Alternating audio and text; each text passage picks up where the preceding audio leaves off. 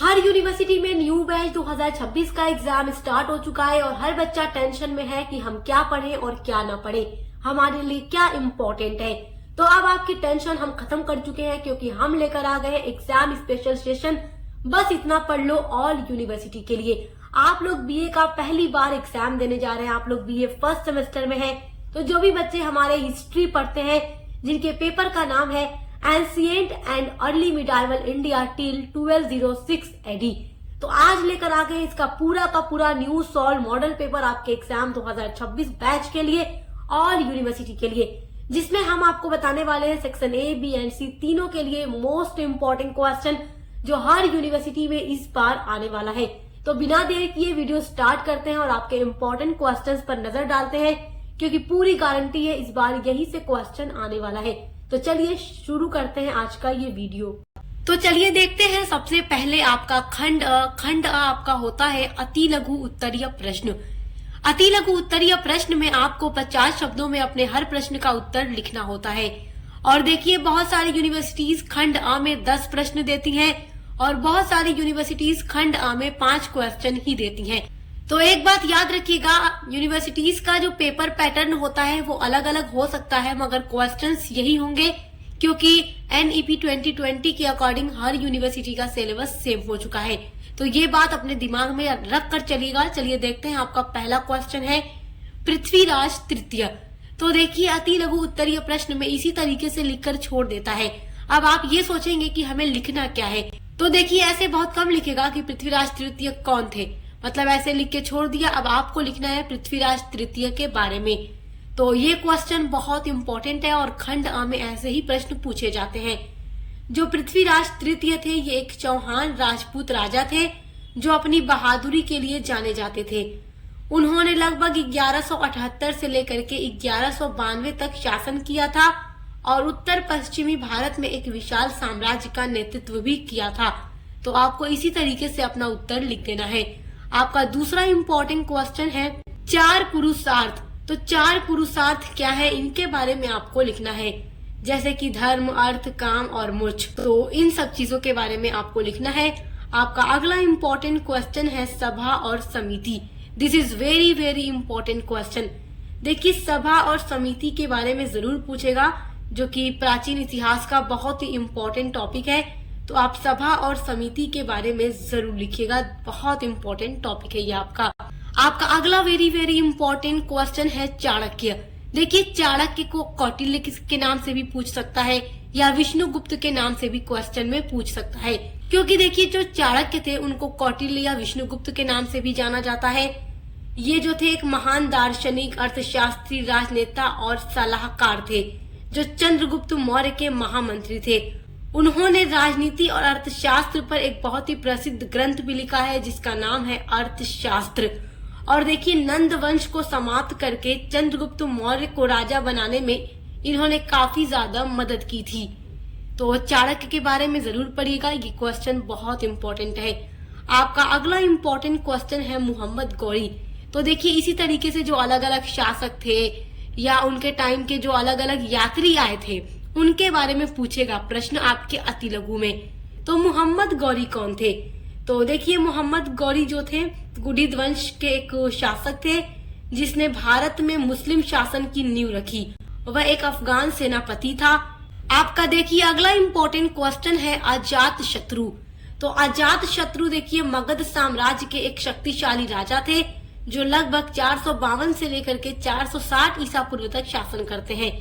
ये हरवक वंश के थे और राजा बिंबिसार के पुत्र थे और उन्होंने अपने पिता को हराकर सिंहासन प्राप्त किया था। तो देखिए जो अजात शत्रु थे उन्होंने अपने पिता बिंबिसार को हरा दिया, उसके बाद ये राजा बनते हैं। तो अजात शत्रु देखिए सारा जो टॉपिक आपका है हम आपको पूरा पढ़ा चुके हैं। मगध साम्राज्य के बारे में, हरवक वंश के बारे में सब कुछ डिटेल में हम आपको पढ़ा चुके हैं। प्लेलिस्ट बनी हुई है तो आप चेक करके पढ़ लीजिएगा। आपका अगला वेरी इंपॉर्टेंट क्वेश्चन है फाहयान। तो अब आपको फाहयान के बारे में लिखना होगा कि फाहयान कौन था। बार बार कह रही हूँ अति लघु में यही सारे प्रश्न पूछते हैं। तो अति लघु, लघु, दीर्घ कैसा प्रश्न आएगा बस ये वीडियो आप देख लेंगे तो सारी तैयारी आपकी कंप्लीट हो जाएगी। देखिए जो फाहयान था एक चीनी यात्री था जो 5वीं शताब्दी में चंद्रगुप्त द्वितीय के शासन काल में भारत आया था। उन्होंने लगभग भारत में 15 वर्षों तक यात्रा की और बौद्ध धर्म के सिद्धांतों का अध्ययन किया था। और देखिए, इनकी एक बहुत ही प्रसिद्ध बुक भी है जिसका नाम है फो क्वो की। तो नाम याद रखिएगा। आपका अगला वेरी वेरी इंपॉर्टेंट क्वेश्चन है सामंतवाद। तो सामंतवाद क्या है, ये आपके अति लघु में जरूर पूछेगा।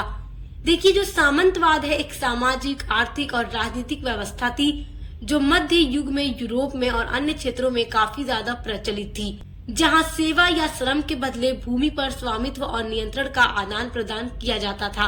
तो सामंतवाद के बारे में आपको इसी तरीके से अपने उत्तर में लिख देना है। आपका अगला वेरी इंपॉर्टेंट क्वेश्चन है काला शोक।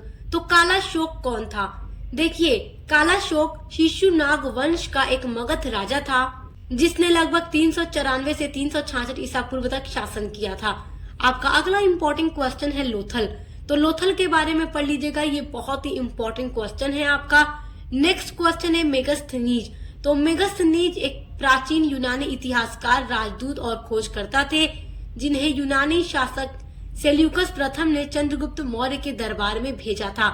और इनकी बहुत ही फेमस एक बुक भी है जिसका नाम है इंडिका। तो मेगस्थनीज के बारे में भी पढ़ लीजिएगा, अति लघु में ये प्रश्न पूछ देता है। आपका नेक्स्ट इम्पोर्टेंट क्वेश्चन है अर्थशास्त्र। तो चाणक्य की पुस्तक है अर्थशास्त्र। तो आपको चाणक्य के बारे में और उनकी पुस्तक अर्थशास्त्र के बारे में बहुत अच्छे से पढ़ के जाना है, क्योंकि ये अति लघु में तो पूछता ही है, कभी कभी ये लॉन्ग में भी पूछ देता है कि कौटिल्य के अर्थशास्त्र पर एक संक्षिप्त नोट लिखिए। तो इस तरीके से आपको लंबा लिखना होता है, खंड ब में 200 शब्दों में या खंड स में 500 शब्दों में। और अर्थशास्त्र बहुत ही फेमस बुक है चाणक्य की। तो ये 12 क्वेश्चन मैंने आप लोगों को बताए हैं खंड अ के लिए। तो ये 12 क्वेश्चन अगर आप लोग पढ़ लेते हैं तो आपके खंड अ की तैयारी कंप्लीट हो जाएगी। आइए अब आपका खंड ब देखते हैं। अब देखिए, आपके पेपर का जो खंड ब यानी सेक्शन बी होता है, ये होता है लघु उत्तरीय प्रश्न, जिसमें आपको 8 प्रश्न दिए जाते हैं और आप लोगों से कहा जाता है कि इन्हीं 5 प्रश्नों के उत्तर लिखिए और प्रत्येक प्रश्नों का उत्तर लगभग 200 शब्दों में लिखिए। तो आपका ये हो गया सेक्शन बी, जिसमें आपको 200 शब्दों में लिखना होगा। तो 5 प्रश्नों के उत्तर लिखने होंगे। यहाँ पर मैं 8 प्रश्न आप लोगों को बताने वाली हूँ आपके सेक्शन बी के लिए। तो ये 8 प्रश्न अगर आप लोग पढ़ लेते हैं तो बस ये समझ लीजिए कि आपकी तैयारी 100% कंप्लीट हो जाएगी, क्योंकि हम आपके पिछले 3-4 सालों का पेपर देखते हैं और उसके माध्यम से एनालाइज करके हम आपका ये मॉडल पेपर तैयार करते हैं। जो प्रश्न बार बार परीक्षा में रिपीट होता है वही आपको बताते हैं। और यहाँ से पढ़ने वाले हर छात्र यही कहते हैं कि जो कुछ आपने पढ़ाया था सब कुछ वही आया है।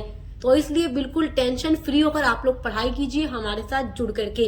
अपना पहला इम्पोर्टेंट क्वेश्चन देखिए सेक्शन बी के लिए, नालंदा विश्वविद्यालय पर संक्षिप्त टिप्पणी लिखिए। तो नालंदा विश्वविद्यालय, ये आप लोग क्वेश्चन जरूर पढ़िएगा, बहुत ही इम्पोर्टेंट क्वेश्चन है। आपका दूसरा इम्पोर्टेंट क्वेश्चन है भारत पर अरब आक्रमण के प्रभावों की विवेचना कीजिए। तो भारत पर जो अरब आक्रमण हुआ उसके क्या प्रभाव थे उसके बारे में पढ़ लीजिएगा। बहुत ही इम्पोर्टेंट टॉपिक है, हर साल एग्जाम में सेक्शन बी में पूछा जाता है और कभी कभी तो सेक्शन सी में भी आ जाता है। तो ये बात याद रखिएगा, जो क्वेश्चन आपको बताऊंगी आपको सेक्शन बी या सी में जरूर मिलेंगे, क्योंकि बार बार ये सारे क्वेश्चन एग्जाम में रिपीट होते रहते हैं। आपका तीसरा इम्पोर्टेंट क्वेश्चन है ऋग्वेद काल में कृषि और पशुपालन पर संक्षिप्त टिप्पणी लिखिए। तो ऋग्वेद काल में देखो जो कृषि था और जो पशुपालन था उसके बारे में जरूर पढ़िएगा, ये क्वेश्चन आपका इम्पोर्टेंट है। देखिए, वैदिक काल के बारे में पढ़ लीजिएगा। जो वैदिक काल में हमने आपको कृषि और पशुपालन के बारे में पढ़ाया है वही सारी चीजें आपको इसमें लिख देनी है। और वैदिक काल के बारे में हम सब कुछ आपको डिटेल में पढ़ा चुके हैं, आपको सारी क्लासेस प्लेलिस्ट में मिल जाएगी। अब देखिए, आपका चौथा इम्पोर्टेंट क्वेश्चन है समुद्रगुप्त के जीवन और उनकी उपलब्धियों का विवरण प्रस्तुत कीजिए। देखिए, चंद्रगुप्त जो थे, इनका जो जीवन था और इन्होंने अपने जीवन में जैसे भी शासन किया, इनका जो कुछ भी इनके टाइम का रहा है सब कुछ आपको, इनकी जो उपलब्धियां हैं सब कुछ आपको पढ़ लेना है। क्योंकि देखिए, जो शासक होते हैं ना उनके बारे में इस तरीके से प्रश्न जरूर बन जाता है। तो आप समुद्रगुप्त के बारे में पढ़ लीजिएगा। आपका पांचवा इम्पोर्टेंट क्वेश्चन है मौर्य प्रशासन की उपलब्धियों का मूल्यांकन कीजिए। तो मौर्य प्रशासन में आपको मौर्य टाइम के जितने भी शासक थे उनकी उपलब्धियों के बारे में पढ़ना होगा और सभी के बारे में थोड़ा थोड़ा अपने आंसर में लिख देना होगा। तो आपका आंसर हो जाएगा कंप्लीट। सब कुछ आपको बता रही हूँ कि कैसे पढ़ना है, कैसे लिखना है और सब कुछ आपको बताते हैं हम कि एग्जाम में कॉपी कैसे लिखना है, क्योंकि एग्जाम में कॉपी लिखने का एक सही तरीका आपको पता होगा तो आपके लिए बहुत अच्छा है। अगर कोई क्वेश्चन आपको न भी याद होगा तो भी आप लिख लेंगे बनाकर। तो वो सारी वीडियोस भी चैनल पे हमारे अपलोड है, तो आप चेक करके जरूर देखिएगा, आपको उससे काफी ज्यादा आइडिया मिलेगा एग्जाम की तैयारी के लिए। अब देखिए छठा इंपॉर्टेंट क्वेश्चन है, नवपाषाण कालीन संस्कृति की प्रमुख विशेषताओं की विवेचना कीजिए। This is very very most important question. नवपाषाण कालीन यानी देखिए आप जानते हैं पूरा पाषाण काल होता है, पाषाण काल और नवपाषाण काल, उसके बारे में हम आपको पढ़ा चुके हैं। तो नवपाषाण काल की जो संस्कृति थी, जो विशेषताएं थी और इस काल में जो अलग अलग खोजे हुए, क्योंकि इस टाइम तक आते आते जो इंसान था वो काफी ज्यादा विकसित हो चुका था इससे पहले के अकॉर्डिंग, तो उसकी बहुत सारी विशेषताएं हैं। तो आप पढ़ लीजिएगा, सब कुछ हम आपको पढ़ा चुके हैं। जो आपके हिस्ट्री की यूनिट नंबर 1 है उसमें आपको ये सारा टॉपिक मिल जाएगा प्लेलिस्ट में। अब देखिए आपका 7वां इम्पोर्टेंट क्वेश्चन है, राजपूतों के पतन के कारणों का परीक्षण कीजिए। यानी जो राजपूत शासक थे उनका पतन कैसे हो गया, उनका शासन समाप्त कैसे हो गया और उनकी समाप्ति या उनके पतन के क्या क्या कारण थे। तो ये क्वेश्चन भी बहुत इंपॉर्टेंट है, इसको तैयार कर लीजिएगा। हर साल एग्जाम में ये क्वेश्चन पूछा जाता है हर यूनिवर्सिटी के अंदर, तो ये सारा क्वेश्चन हर यूनिवर्सिटी के लिए हम आपको बता रहे हैं। आपका 8वां इम्पोर्टेंट क्वेश्चन है, उत्तर वैदिक काल की सामाजिक स्थिति की विवेचना कीजिए। तो उत्तर वैदिक काल या वैदिक काल सभी के बारे में हम आपको पढ़ा चुके हैं। तो उत्तर वैदिक काल की जो सामाजिक स्थिति थी उसको भी हम आपको पढ़ा चुके हैं। तो आप ये 8 प्रश्न पढ़ लीजिएगा सेक्शन बी के लिए। 100% पूरी गारंटी है कि यहाँ से ही आपका सारा क्वेश्चन आएगा, इससे बाहर से कुछ भी नहीं आएगा। अब देखिए मेरे प्यारे स्टूडेंट, सेक्शन सी जो आपका होगा दीर्घ उत्तरीय प्रश्न, जिसमें आपको दिए जाते हैं 4 प्रश्न और आपसे कहा जाता है कि किन्हीं 2 प्रश्नों का उत्तर लिखिए और प्रत्येक प्रश्न का उत्तर लगभग 500 शब्दों में लिखिए। और बहुत सारी यूनिवर्सिटीज क्या करती हैं, एक ही क्वेश्चन कहती हैं लिखने के लिए चारों में से, और थोड़ा उनका जो शब्द सीमा होती है और ज्यादा होती है, मतलब कि 500 से ज्यादा होती है। तो यहाँ पर जो सेक्शन सी के लिए क्वेश्चन मैं आपको बताऊंगी, बस वही क्वेश्चन आपको अपने सेक्शन सी के लिए यानी दीर्घ उत्तरीय प्रश्न के लिए पढ़ करके जाना है, क्योंकि जो कुछ एकदम गारंटी आएगा वही आपको हम बता रहे हैं। और इस तरीके से हर एक सब्जेक्ट पर वीडियो अपलोड है, तो आप देखकर अच्छे से तैयारी करते रहिए।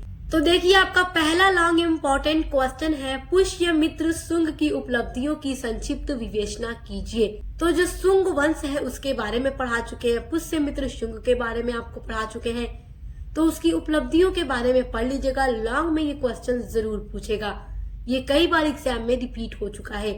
आपका दूसरा लॉन्ग इम्पोर्टेंट क्वेश्चन है, हर्ष एवं पुलकेशिन द्वितीय के बीच हुए युद्ध का परीक्षण कीजिए।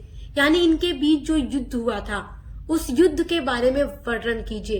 तो ये क्वेश्चन भी आपके लिए बहुत इंपॉर्टेंट है, एग्जाम में कई बार रिपीट हो चुका है। आपका तीसरा इंपॉर्टेंट क्वेश्चन है, हड़प्पा सभ्यता की प्रमुख विशेषताओं का वर्णन कीजिए। हड़प्पा सभ्यता वेरी वेरी इंपॉर्टेंट टॉपिक है आपके एग्जाम के लिए। तो हड़प्पा सभ्यता के ऊपर भी हम वीडियो अपलोड कर चुके हैं, सब कुछ आपको डिटेल में पढ़ा चुके हैं। हड़प्पा सभ्यता के बारे में पढ़ लीजिएगा, तो आप इसकी विशेषताओं का अच्छे से वर्णन एग्जाम में कर पाएंगे। उसके अलावा देखिए अगला क्वेश्चन है, चंद्रगुप्त मौर्य के जनहित के कार्यों पर प्रकाश डालिए। ये क्वेश्चन भी बहुत इंपॉर्टेंट है। तो ये 4 क्वेश्चन केवल आपको दीर्घ के लिए पढ़ना है। तो माय डियर स्टूडेंट्स, आपको मैंने खंड अ, ब और स तीनों के लिए इंपॉर्टेंट क्वेश्चन बता दिया है आपके एग्जाम 2026 के लिए, हर यूनिवर्सिटी के लिए। तो आप चाहे किसी भी यूनिवर्सिटी से पढ़ाई करते हैं, टेंशन मत लीजिए, केवल इन्हीं प्रश्नों के उत्तर को तैयार करके परीक्षा में चले जाइए। 100% आपको एक भी क्वेश्चन इससे बाहर अपने एग्जाम में नहीं मिलेगा, ये हमारी पूरी गारंटी है। और इस तरीके से हर एक सब्जेक्ट पर वीडियोस अपलोड हैं, आपके को करिकुलर पेपर पर भी वीडियोस हम लगातार अपलोड कर रहे हैं। तो देखकर अच्छे से तैयारी करते रहिए, दोस्तों के साथ शेयर करना मत भूलिएगा। अब मिलते हैं अगली वीडियो के साथ।